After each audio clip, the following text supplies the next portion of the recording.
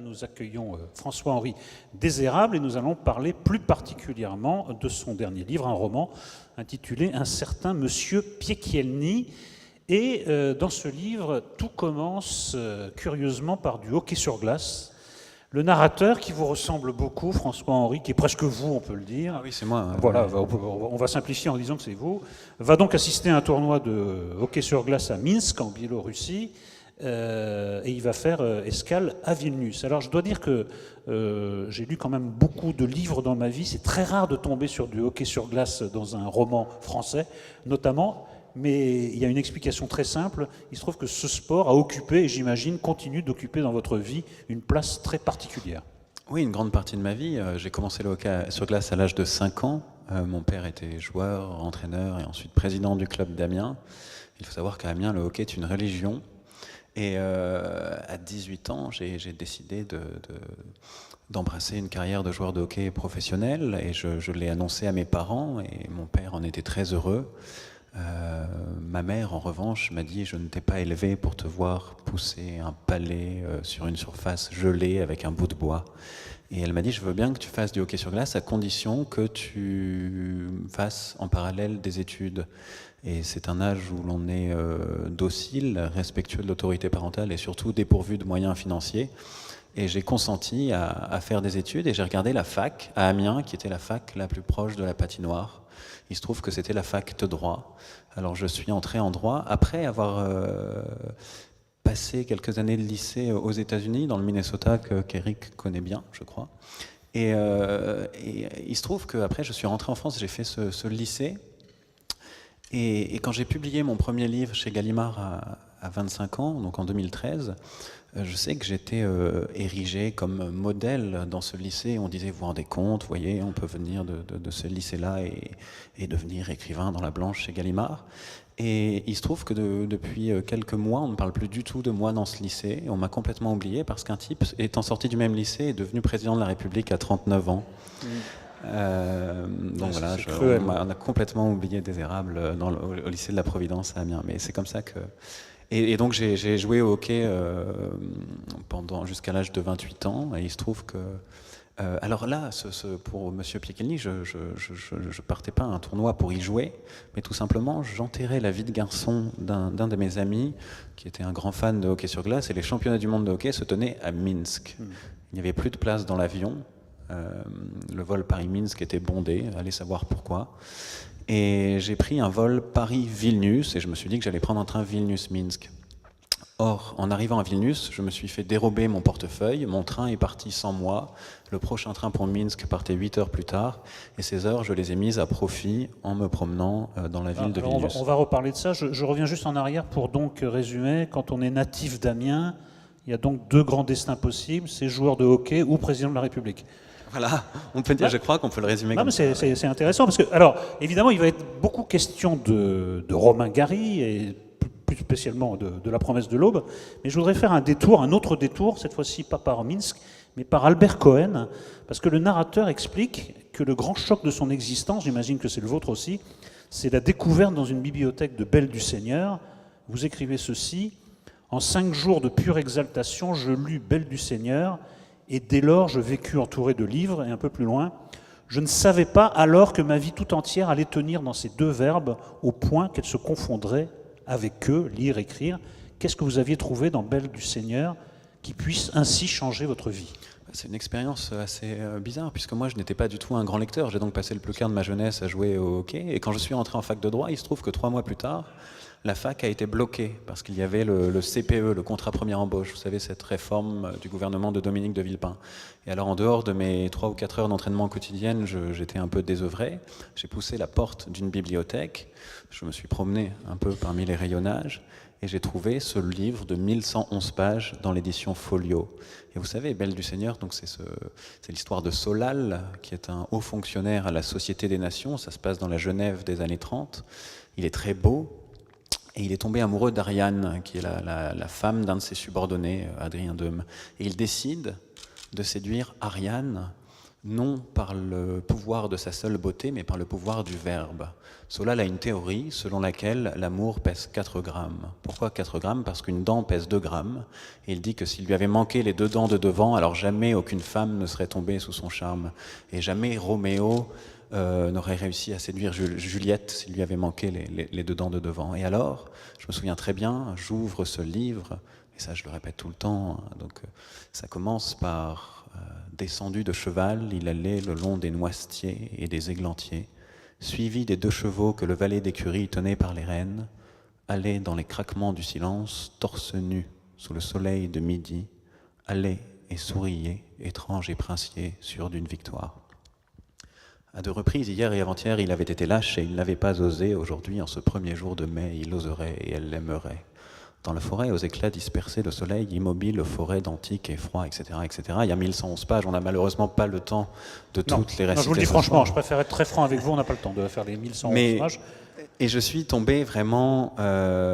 enfin, j'ai refermé ce livre une semaine plus tard, ou 5 jours plus tard, et je me suis dit, ouais, en fait, on peut faire ça avec des mots. Il y a différents registres de langage dans Belle du Seigneur, parfois un langage très soutenu, donc là je viens d'en donner un exemple avec le l'Incipit, parfois un langage beaucoup plus relâché où il n'y a plus de ponctuation. Il y a des passages extrêmement drôles, les passages de Solal à la Société des Nations, ou les journées que passe Adrien Deume à ne rien faire dans son bureau. Il y a des passages également très émouvants. Moi, c'est un des seuls livres dont la lecture m'ait fait pleurer. Et j'ai été, oui, ça a été une sorte de bouleversement intime, la lecture de Belle du Seigneur. Alors je sais que certains détestent ce livre, je ne sais pas quelle est l'opinion d'Éric Nolot sur ce livre. Non, j'ai l'opinion. Non, enfin, moi j'aime beaucoup ce livre, mais il me semble que non, c'est aimé plutôt par une majorité de lecteurs, ouais, notamment d'Albert Cohen, qui le mettent au-dessus du reste de l'œuvre. Oui, c'est son grand œuvre, enfin, Belle du Seigneur. Il a passé un certain nombre d'années à l'écrire. Il a écrit d'autres livres, le livre de ma mère, un livre qui s'appelle Solal, Les Valeureux. Mais c'est vrai que Belle du Seigneur, c'est un livre tout à fait époustouflant et qui m'a tout de suite donné envie d'écrire. C'est vraiment le livre qui m'a donné le goût de la lecture, vraiment, et puis qui m'a donné envie d'écrire. Alors voilà pour Albert Cohen, revenons à Romain Gary, puisque vous l'avez dit, vous faites escale à Vilnius dans le but quand même de joindre Minsk à un moment ou à un autre par train. Vous allez un peu à l'aventure dans les rues de Vilnius et vous arrivez devant un certain immeuble. Sur ce certain immeuble, il y a une certaine plaque. Qu'est-ce qui est écrit sur cette plaque? Alors c'était marqué en lituanien, que je ne comprends pas, et en français. Ici a vécu Romain Gary, né en 1914 à Paris, mort en 1914 à Vilnius, mort en 1980 à Paris. Il a vécu dans cet immeuble entre, c'était marqué 1917 et 1923, ce qui est faux, en vérité c'est 1921 et 1925. Et il en parle dans son roman La promesse de l'aube. Et moi j'avais lu La promesse de l'aube à 16 ou 17 ans, parce que c'était au programme du bac de français. Et c'est un livre qui m'avait beaucoup touché. Et me retrouvant face à cet immeuble, je me souviens un peu de La promesse de l'aube, que j'avais lu et relu.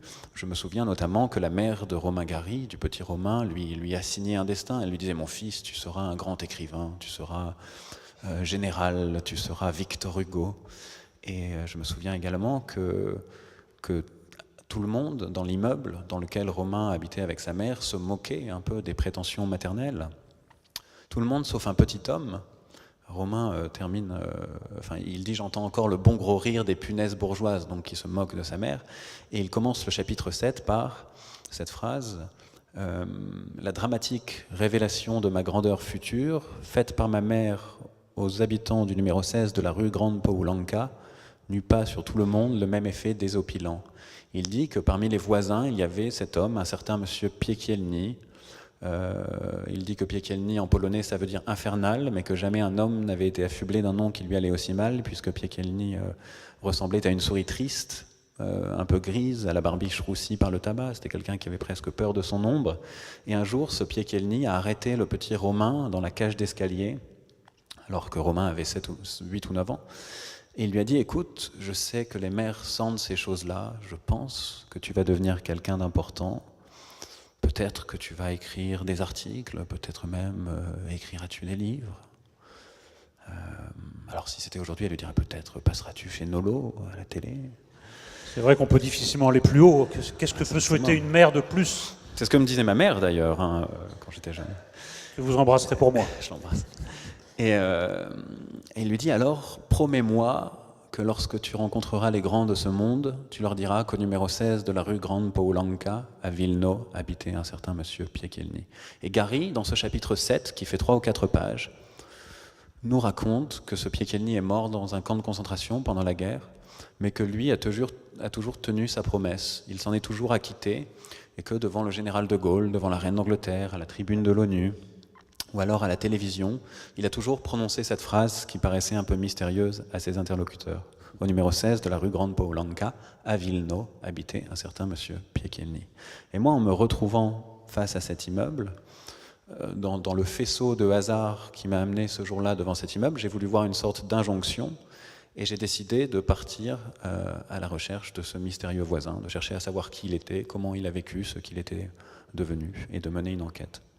Mais quand vous arrivez devant cette plaque, vous vous rappelez avoir lu La promesse de l'aube, mais vous vous rappelez l'avoir lu dans des circonstances un peu spéciales, puisque vous affirmez, je dis vous affirmez, puisque Romain Gary, entretenant avec la vérité des rapports très, comment pourrait-on dire, distendus, décontractés, vous affirmez qu'en fait c'était le seul livre que vous aviez lu pour la préparation du bac de français. Vous aviez misé tous les jetons sur une seule case, La promesse de l'aube de Romain Gary. C'est vrai que pour Romain Gary, c'est ce que je dis dans le livre, le mensonge était une sorte de variation subjective de la vérité. Et il a passé sa vie à raconter pas mal de trucs qui étaient complètement faux, mais il y avait une vérité, mais qui était une vérité romanesque. Et dans votre cas, alors? Et alors moi, il se trouve que c'est la vérité. J'avais lu quasiment aucun des livres au programme du bac de français, et j'y suis allé vraiment comme le condamné à mort se rend face au peloton d'exécution. Et j'avais une chance sur 15 ou 20 de m'en tirer, puisqu'il y avait une quinzaine ou une vingtaine de textes au programme, à l'oral, à tel point que... Et je suis tombé donc sur La promesse de l'aube, et mon père m'avait dit, n'y croyant pas du tout, il m'avait dit, si jamais tu as une bonne note, je crois que c'était plus de 16 sur 20, je t'emmène à la finale des Jeux Olympiques de hockey à Turin. Donc c'était les Jeux Olympiques de Turin en 2006. Et bien quelques mois plus tard, nous étions à la finale des Jeux Olympiques de Turin. Et c'est pour ça que je voue une reconnaissance éternelle à Romain Gary pour avoir assisté à ce match. Donc c'est pour vous, en fait, qu'on a lancé cette réforme du bac, là, récemment. C'est une réforme du bac? Oui, pour éviter ce genre de scandale, avec un contrôle continu et non pas c'est ça. Mais ce qui est assez drôle, c'est que je dis dans le livre qu'il y avait peut-être au programme le Cid, Jacques le Fataliste ou les mots. Et j'ai raconté cette anecdote il y a 2 jours à Annecy. Et il y a une prof de français qui m'a dit « Figurez-vous que Corneille, on ne le met plus au programme car les jeunes d'aujourd'hui ne comprennent pas Corneille. » Et il y a une dame beaucoup plus âgée qui m'a dit « Eh bien moi, de mon temps, on le lisait en 4e. » Donc du temps de la dame, on le lisait en 4e, moi je le lisais en terminale, et aujourd'hui, eh bien, apparemment, on ne le met plus au programme. Oui, c'est pas très encourageant. Mais je reviens sur cette phrase que prononce M. Piekielny. Alors c'est une phrase assez comique, parce que le personnage est insignifiant, c'est un anonyme. C'est une phrase aussi tragique, puisque cet homme a disparu dans les camps de concentration.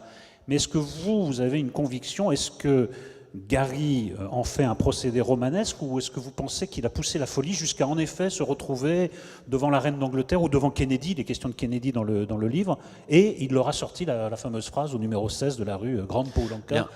Il dit qu'il l'a fait, mais rien ne le prouve. C'est-à-dire que jamais la reine d'Angleterre n'a témoigné, ni le général de Gaulle, ni Kennedy. En revanche, on sait qu'il a vraiment rencontré la reine d'Angleterre, on sait qu'il a vraiment été décoré par le général de Gaulle à la fin de la guerre sous l'Arc de Triomphe. On sait qu'il a vraiment été invité par Kennedy avec Gene Seberg à la Maison-Blanche en 1963. Mais on ne sait pas s'il a prononcé le nom de Piekielny. Et moi, j'ai commencé cette enquête, je n'ai pas trouvé grand-chose. Et puis, j'ai essayé d'imaginer ces scènes lors desquelles Romain Gary a pu prononcer le nom de ce Piekielny. Et il n'y a en fait qu'une seule preuve, c'est celle d'un numéro d'apostrophe où Romain Gary est invité par Bernard Pivot. C'est une émission spéciale qui est consacrée à Romain Gary en 1980, quelques mois avant sa mort. Et à la fin de l'émission, pendant le générique, donc sur la musique de Rachmaninoff, sur le piano, eh bien, si on lit sur les lèvres de Gary, on peut voir qu'il dit « Merde, j'ai oublié de dire qu'au numéro 16 de la rue Grande Poulenka, à Vilno, habitait un certain monsieur Piekielny. » C'est la seule preuve qui existe, vous pouvez la rechercher sur le site de l'INA. Vous pouvez la rechercher, C'est pas sûr qu'on puisse la trouver, mais on peut toujours Pas la sûr chercher. que vous puissiez la trouver, mais vous pouvez la chercher. D'accord. Allez-y, ceux qui trouvent ont le droit à une mention spéciale, parce que c'est pas gagné.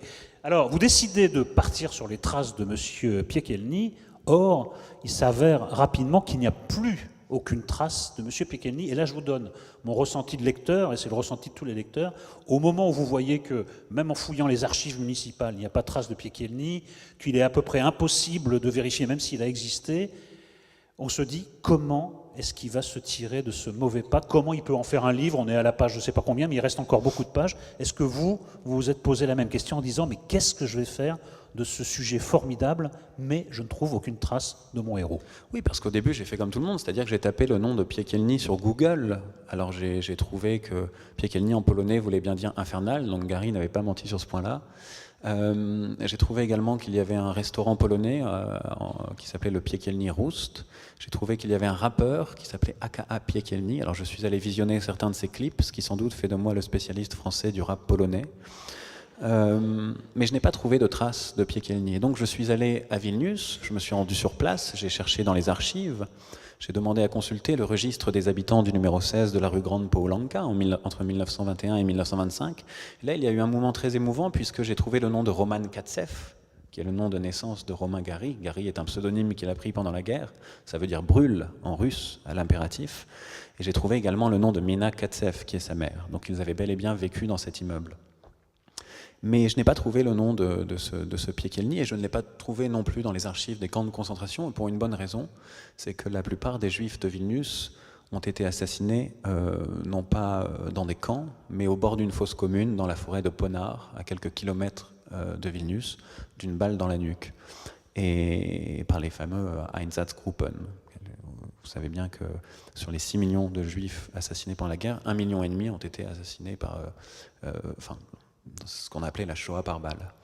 Et d'ailleurs, le père de Romain Gary, la belle-mère de Romain Gary, le demi-frère, la demi-sœur et un certain nombre d'oncles et de ses tantes ont connu le même sort que la plupart des Juifs de Vilnius. Donc je ne trouvais pas de traces de ce monsieur Piekielny, comme si derrière chaque coup de crayon, il y avait une sorte de coup de gomme, c'est ce que je mets dans le livre, comme si à un moment je fais une analogie avec la Damnatio Memoriae. Vous savez, c'est ce concept qui nous vient de la Rome antique et qui consistait à effacer rétroactivement toute trace de l'existence d'une personne. Alors étaient frappés de damnatio memoriae les empereurs qui avaient été des empereurs tyranniques, cruels, despotiques, ou alors qui s'étaient arrogés un certain nombre des pouvoirs du Sénat. Et on faisait gratter leurs noms des monuments publics, on brûlait les archives dans lesquelles se trouvaient leurs noms, on faisait fondre les pièces à leur effigie. Donc on essayait de faire disparaître toute trace de leur existence. Et Piekielny, je ne trouvais pas de trace de son existence. Et c'est là que j'ai commencé à romancer, vraiment, et à lui imaginer un métier, un hobby, un semblant de vie sentimentale et sexuelle. Et c'est à partir de là, donc, aussi, que j'ai décidé de raconter les scènes lors desquelles Romain Gary a pu prononcer ce nom. Et puis, troisième volet du livre, en parlant de Romain Gary, j'ai compris, a posteriori, pourquoi la promesse de l'aube avait exercé une telle fascination sur le jeune homme que j'étais, en ce sens que nos mères sont très semblables. Alors c'est sans doute le lot commun de toutes les mères de vouloir le meilleur pour leurs enfants. Mais disons qu'il y avait un certain nombre de points communs entre Mina Katsev et ma mère. Ma mère est une mère Mina Katsevienne. Et c'est de là que j'ai commencé à parler un peu de moi, peut-être un peu trop d'ailleurs, mais c'est un des charmes du livre, puisque vous arrivez à mélanger un aspect documentaire et un aspect romancé. Je trouve que ça fonctionne très très bien. Mais vous êtes heurté aussi à une deuxième difficulté, c'est que non seulement M. Piekielny a été, toutes ses traces ont été effacées, mais plus généralement, toute la communauté juive de Vilnius a disparu, ses traces aussi ont été effacées, et pourtant c'était une ville où vivait une très importante communauté, la Jérusalem-Balte, c'était une sorte de deuxième Jérusalem, et vous n'en trouvez aucune trace non plus. Oui, on l'appelait la Jérusalem-Balte, la Jérusalem de Lituanie. Il y avait 60 000 juifs à Vilnius avant la Deuxième Guerre mondiale. Après la Deuxième Guerre, il n'y en avait plus que 1000. Il y avait 106 synagogues avant 1940. Aujourd'hui, il n'en reste plus qu'une. Alors les nazis ont détruit le peuple juif, et ensuite l'occupation soviétique entre 1945 et 1991 a détruit le patrimoine juif. Et lorsque on examine la Deuxième Guerre mondiale du point de vue français, on se dit oui, les Alliés ont triomphé des nazis. Mais lorsqu'on l'examine du point de vue de l'Europe de l'Est, eh bien on se rend compte que les nazis ont gagné au final, puisqu'ils ont réussi à éradiquer presque toute la population juive, 95% à Vilnius. Et je crois que si une personne aujourd'hui ayant vécu à Vilnius dans les années 30 y retournait aujourd'hui, eh bien il ne reconnaîtrait pas du tout la Vilnius juive avec ses synagogues, ses yeshivot. Et à un moment, je me suis promené dans Vilnius avec une dame qui elle, est née là-bas il y a longtemps, qui avait à peu près 70 ans, Dalia Epstein.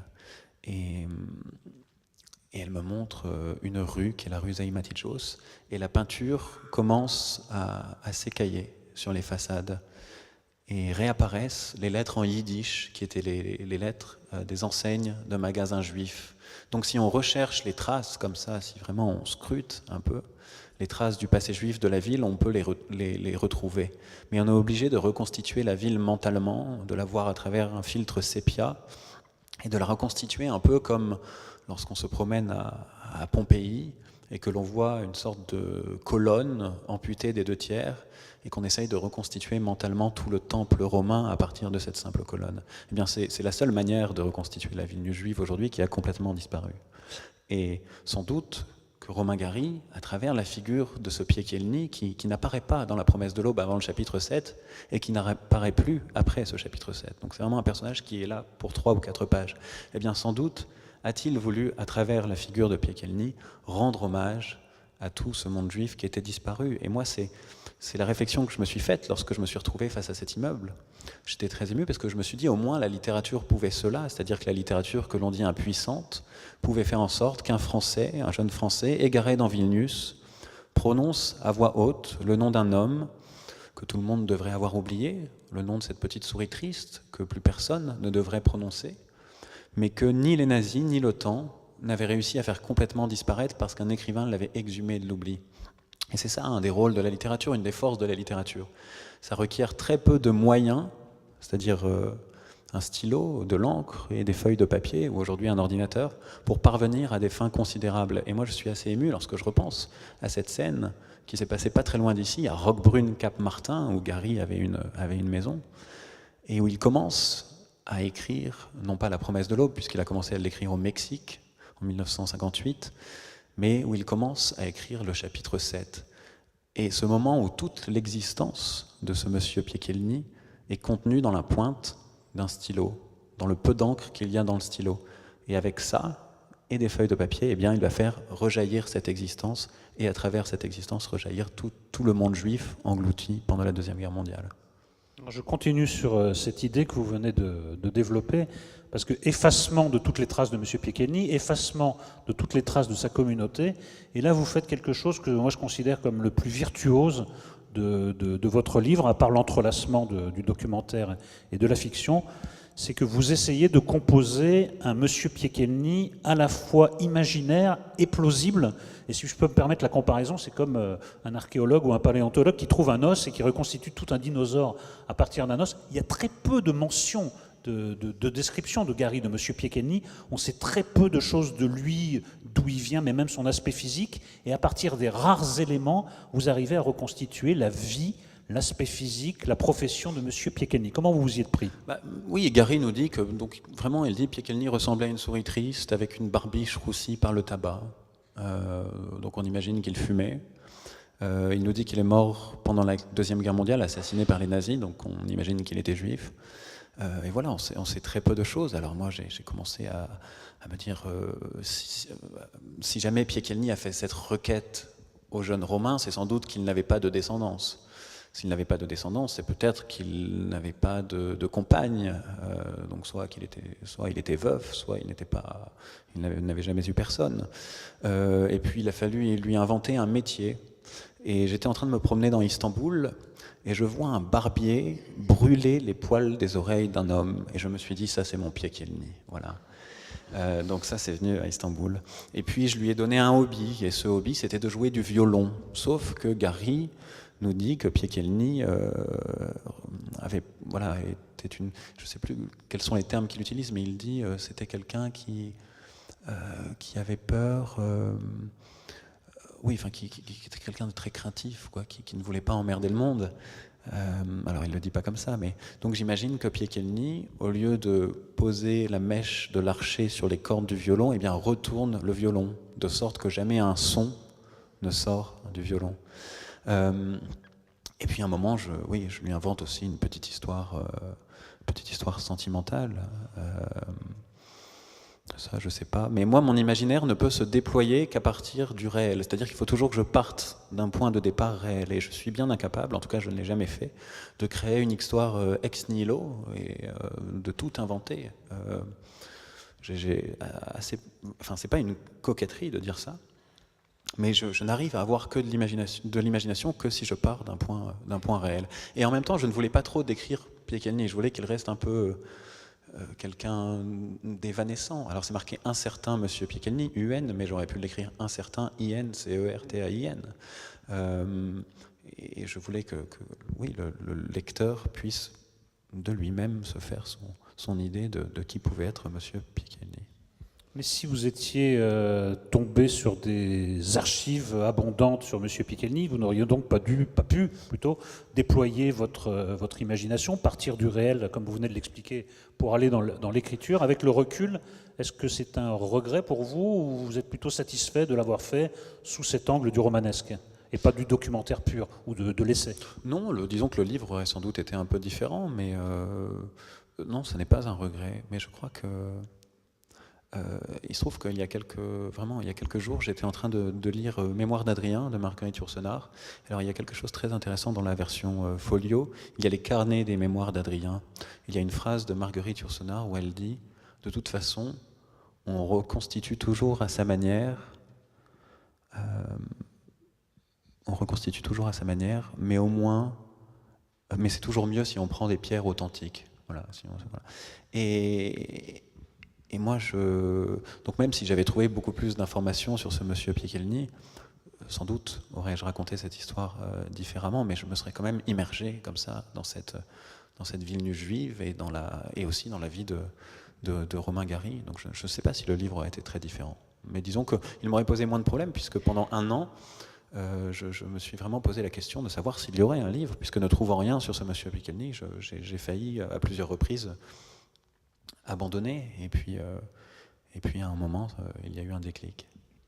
Alors, non seulement il y a eu un déclic, mais vous avez trouvé votre chemin d'écriture, et ce chemin d'écriture est semé de quelques rebondissements, quelques coups de théâtre.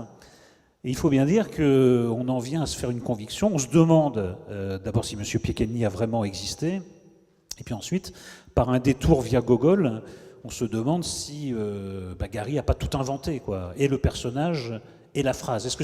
On se demande si c'est pas une réminiscence littéraire de Gary.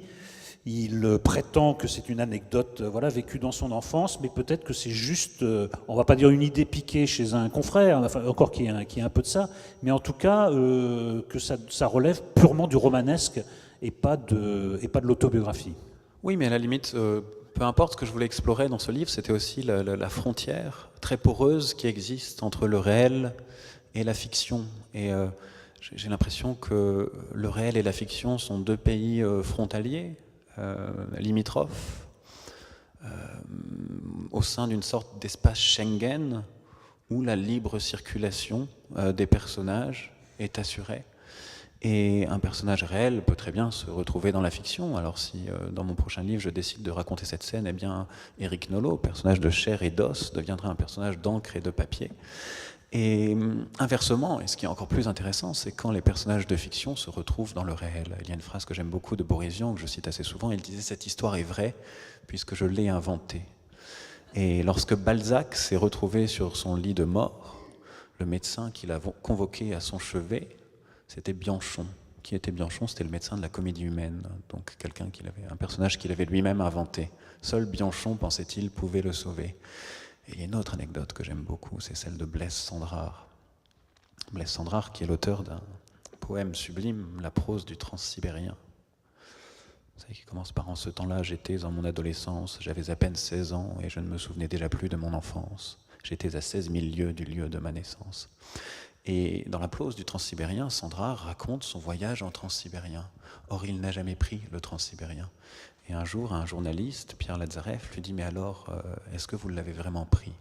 Et Sandrard a cette réponse qui, pour moi, est la plus belle définition de la littérature. Il dit « Qu'importe si je l'ai pris, puisque je vous l'ai fait prendre à tous. » Et c'est ça, la littérature, c'est-à-dire faire embarquer le lecteur à bord du Transsibérien sans y avoir mis les pieds soi-même. Et donc on peut s'attacher à des personnages de romans. Moi, il y a des personnages de romans qui ont autant d'incidence dans ma vie que des personnes de chair et d'os. Et nous parlions tout à l'heure d'Ariane et Solal. Eh bien, j'ai l'impression de connaître intimement Ariane et Solal. Et Oscar Wilde disait que la mort de Lucien de Rubempré dans Splendeur et misère des courtisanes avait été un des plus grands chagrins de sa vie. Et je comprends vraiment qu'on puisse, à ce point, être attaché à des personnages de fiction. Peu importe si Piekielny a vécu ou non, s'il a vécu, si Piekielny a vraiment existé, alors la littérature triomphe à travers le réel, c'est-à-dire qu'on arrive à l'exhumer de l'oubli. Et s'il n'a pas existé, alors, par la grâce d'un livre, il a réussi à s'incarner dans l'esprit du lecteur, et tout le peuple juif s'est incarné à travers lui. Et donc ça, c'était pas vraiment un problème, c'est-à-dire qu'il a existé ou non à un moment donné. C'est marrant parce que ce que vous dites, je suis d'accord sur un plan général, mais dans le cas précis, je suis très partagé.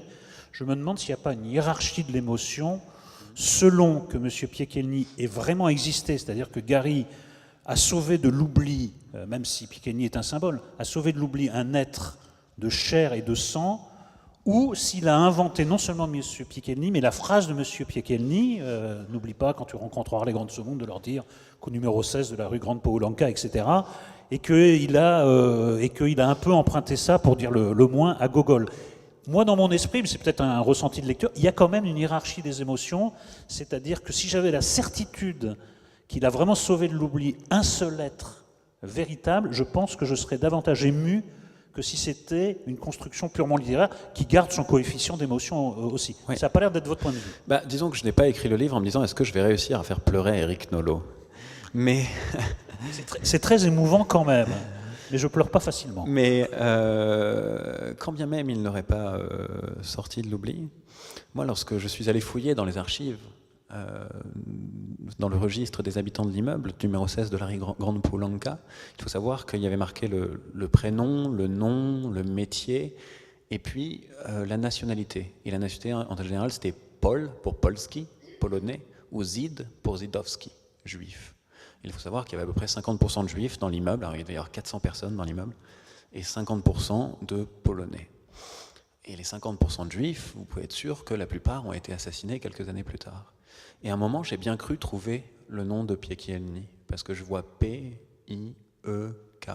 Et en fait, ça n'était pas Piekielny, c'était Piekiewicz, une certaine Elena Piekiewicz, qui avait une vingtaine d'années, entre 1921 et 1925, donc lorsque le petit Romain avait 8 ou 9 ans, donc qui sans doute a croisé le petit Romain dans la cour de l'immeuble.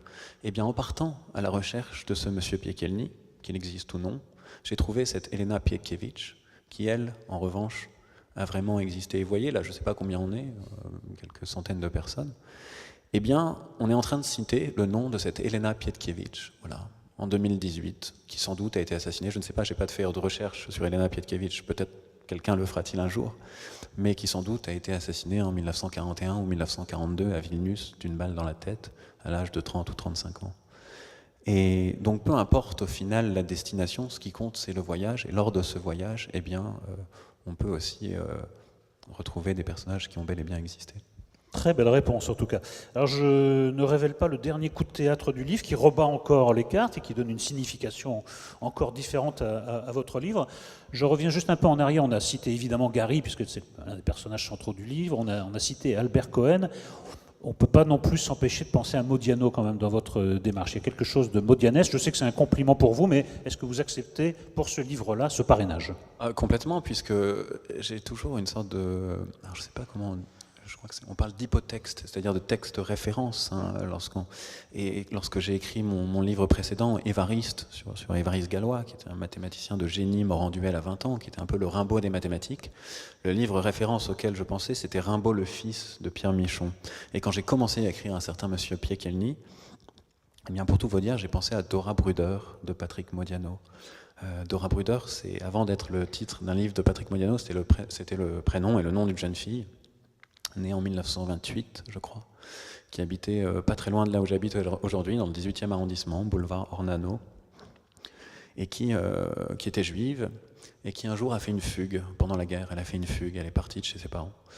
Et ses parents ont décidé de passer une annonce dans Paris Soir pour la retrouver, en sachant très bien ce que ça impliquait. En sachant les risques que cela impliquait.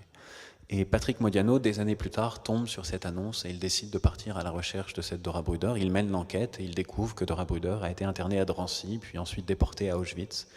Et il découvre qu'elle n'est jamais revenue d'Auschwitz. Et voilà encore une manière de sortir quelqu'un de l'oubli. Aujourd'hui, il existe une promenade Dora Bruder à Paris, et puis des milliers de lecteurs de Patrick Modiano ont ce nom sur leurs lèvres. Et lorsque j'ai donc commencé cette enquête, oui, je pensais à Dora Bruder. Et je voulais le faire un peu comme Dora Bruder, mais justement à cause de l'incertitude quant à l'existence de ce monsieur Piekielny, eh bien, ça n'était pas possible. Et puis surtout aussi, je voulais faire beaucoup de digressions. Et c'est là que j'ai commencé à trouver la forme des chapitres un peu courts. Et attention, quand je dis je voulais le faire comme Dora Bruder, je ne suis pas du tout en train de me comparer à Patrick Modiano, pour qui j'ai énormément d'admiration et d'ailleurs à qui je rends hommage dans ce livre. Et je raconte aussi... C'est assez drôle. Il y a une scène où apparaît le nom de Modiano qui est assez drôle, qui est associé à un autre sport très rare dans le roman, le saut à la perche. Mais je peux pas. Voilà. C'est à mon avis, c'est un bon teasing. Je pense que tout le monde va vouloir savoir quel est le rapport entre Modiano et le saut à la perche. Non, mais on peut. Enfin, le jour, je me souviens très bien du jour où j'ai posté la lettre aux archives nationales lituaniennes, puisqu'avant de m'y rendre, je leur ai écrit. Et c'est précisément le jour où Patrick Modiano a remporté le prix Nobel de littérature. Et je me souviens qu'un de mes amis, Clément Bénèche, qui apparaît dans le livre, qui lui-même est écrivain, et c'est lui qui m'appelle, il me dit, tu as vu Modiano? Et je dis quoi? Il a gagné un concours de saut à la perche. Il me dit non, il est prix Nobel de littérature. Et tout de suite, je ne sais pas pourquoi, j'ai pensé à Philip Ross aux États-Unis, dans sa maison du Connecticut, en train de se prendre la tête entre les mains et de dire Patrick fucking who? Parce que Philip Ross, ça fait des années qu'il est prêt. Oui, tous les ans, on annonce qu'il est sur la shortlist même des favoris, et il ne l'a jamais. Et Patrick Modiano était très peu connu aux États-Unis, donc voilà. Mais moi, j'étais vraiment très heureux. Et alors, je sais que Eric est un grand amateur de sport et de football. Et je crois qu'il y a deux vraiment domaines où on peut être chauvin, c'est le sport et la littérature. Et donc, lorsque Patrick Modiano a remporté le prix Nobel, j'ai vraiment exulté comme si moi-même je l'avais eu. Ah, vous avez cité un autre de vos livres, Évariste, donc consacré aux mathématiciens, Évariste Galois, mort très très jeune. Auparavant, il y avait eu Tu montreras ma tête au peuple, ça c'était consacré au dernier moment de certains guillotinés pendant la Révolution française. Quand je les expose comme ça, à grands traits, on ne voit pas trop ce qui les relie. Qu'est-ce que vous diriez que vos trois livres ont en commun? La mort. Une mort souvent prématurée, car la plupart des gens qui ont été guillotinés pendant la Révolution française, que ce soit Danton, Marie-Antoinette, Robespierre, étaient très jeunes, ils avaient moins de 40 ans. Évariste Galois, lui, est mort à 20 ans. Ils sont tous morts dans des circonstances un peu tragiques. Piekielny aussi, Romain Gary aussi, car il s'est lui-même donné la mort le 2 décembre 1980. Donc ça, c'est le premier point commun. Le deuxième, c'est la Révolution. Donc, bon, dans la Révolution, tu montreras ma tête au peuple, c'est clair, c'est la Révolution française. Dans Évariste, c'est une autre révolution beaucoup moins connue, qui est connue à travers le tableau des Trois Glorieuses de Delacroix. Des Trois Glorieuses, de la liberté guidant le peuple de Delacroix, qui justement, ce sont les Trois Glorieuses, 27, 28, 29 juillet 1830, pendant lequel le peuple fait tomber Charles X et décide de substituer ce roi déchu par un autre roi, par Louis-Philippe. Et Évariste, lui, était un ardent républicain et il aurait voulu se battre sur les barricades. Donc là encore, une sorte d'idéal révolutionnaire. Dans Piekielny, il y a peut-être aussi je parle d'un écrivain révolutionnaire, car Gary était un écrivain pour moi révolutionnaire. Il réussit à forger deux œuvres totalement différentes et totalement fascinantes, parce qu'il enfin, vous le savez sans doute tous, mais il a été le seul écrivain à remporter 2 fois le prix Goncourt. Une première fois en 1956 pour Les Racines du ciel, premier roman écologique, et une deuxième fois en 1975 sous le pseudonyme d'Émile Ajar pour La vie devant soi, qui se passe d'ailleurs à Belleville, pas très loin de chez Éric. Et puis mon prochain livre, c'est un récit de voyage sur les traces de Che Guevara. Guevara a fait un voyage à 22 ans avec Alberto Granado, un de ses amis biochimistes. Guevara lui-même était un étudiant en médecine. Ils partent de Buenos Aires, ils longent la côte atlantique, traversent la Pampa, remontent le Chili par Valparaiso, Santiago, le désert d'Atacama, passent au Pérou, visite Cusco, le nombril du monde, visite le Machu Picchu, remonte vers Lima, et puis ensuite il traverse la jungle en bateau, se retrouve en Colombie et finissent à Caracas 7 mois plus tard. Et j'ai refait exactement le même voyage l'année dernière. Et donc là encore, je vais parler de ce révolutionnaire qui était Che Guevara. Donc il y a cette idée de la révolution. Et puis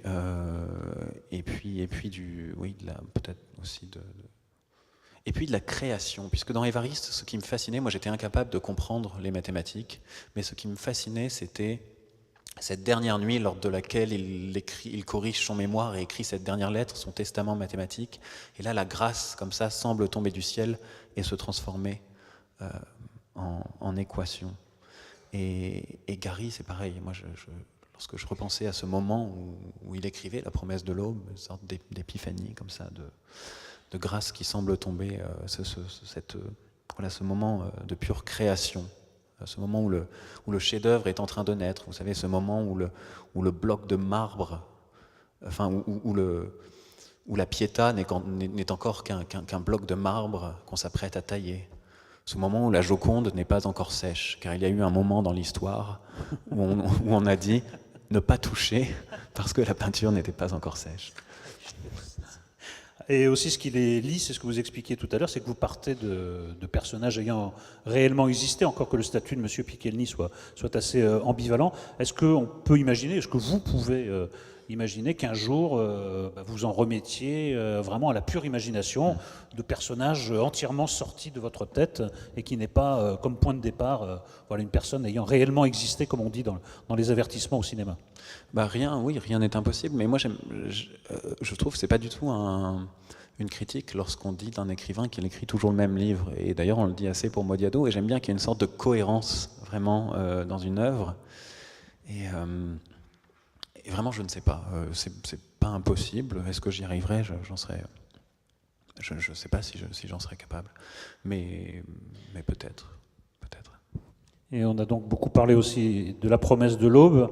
Est-ce qu'à quelqu'un qui n'aurait jamais lu une ligne de Gary, vous recommanderiez de débuter par ce texte-là? Oui, évidemment, c'est le texte par lequel il faut débuter. Alors, je pense qu'il y a 2 grands textes de Gary qu'il faut lire, c'est La promesse de l'aube et La vie devant soi, qui sont tout à fait différents. Mais évidemment, La promesse de l'aube, c'est absolument magnifique. C'est un livre qui est bouleversant, et je crois que ce n'est pas Karine qui est ici qui va nous contredire, puisqu'elle-même est une grande spécialiste de Romain Gary. Elle a d'ailleurs écrit un livre sur les traces de Romain Gary à Nice. Car comme vous le savez, Gary est arrivé à Nice à l'âge de 14 ans, je crois, 14 ans. Donc il a passé son enfance à Vilno à l'époque. Ensuite, il est allé à Varsovie pendant 2 ans.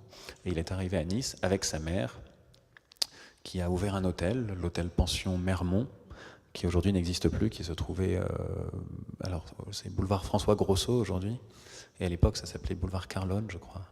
Et Gary est fondamentalement niçois, il est niçois. Et ce qu'il y a de fascinant avec Gary, c'est que, là je fais des digressions, mais cet homme qui est né en Pologne, à l'époque c'était la Pologne, qui ensuite est arrivé en France, qui après a vécu longtemps aux États-Unis, car il était diplomate, qui est passé aussi par la Bulgarie, car le premier poste de Gary c'était à Sofia, en Bulgarie en 1945, entre 1945 et 1947, qui est passé également par Londres, par la Bolivie, qui avait de multiples identités, qui a écrit en français, qui a écrit en anglais, mais qui a été élevé en parlant une sorte de polonais matiné, de yiddish et de russe. eh bien, fait l'honneur de la littérature française, de la langue française. Et Gary utilisait souvent cette image, il disait le caméléon, lorsque vous le mettez sur du rouge, il devient rouge, sur du vert, il devient vert, sur du bleu, il devient bleu, mais si vous le mettez sur un tapis écossais, il devient fou. Et lui-même, qui était au confluent de multiples identités, disait « Moi, je ne suis pas devenu fou, je suis devenu écrivain ». Et je crois que seule l'écriture a réussi à le sortir de la folie qui l'attendait, et qui d'ailleurs a fini par avoir raison de lui, puisque il s'est lui-même donné la mort. Eh bien, ainsi se clôt notre édition spéciale. Merci de votre présence. Je ne saurais trop vous recommander la lecture d'un certain Monsieur Piekelny de François-Henri Desérables. Très beau livre sur Romain Gary, sur la trace, sur la mémoire, sur l'oubli et surtout sur Monsieur Piekelny. Merci à vous et rendez-vous à la prochaine édition. Merci Éric Nolot.